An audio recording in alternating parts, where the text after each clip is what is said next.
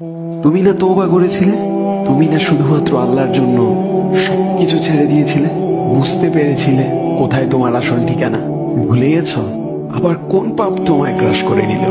তুমি তো সেই যে নিজের পাপের প্রতি অনুতপ্ত হয়ে সিজদায় পড়ে অঝরে কেঁদেছিলে।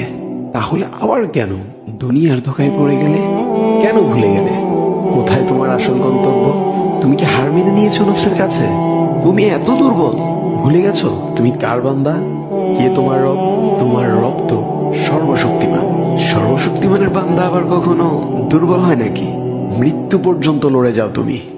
শয়তানকে দেখিয়ে দাও তোমার ইমানের পাওয়ার।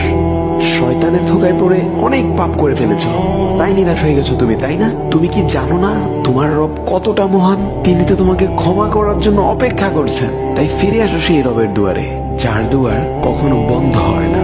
ভিডিওটি ভালো লাগলে একটি শেয়ার করে দিবেন, হয়তোবা আপনার একটি শেয়ারও কারো হেদায়েতের উসিলা বনে যাবে।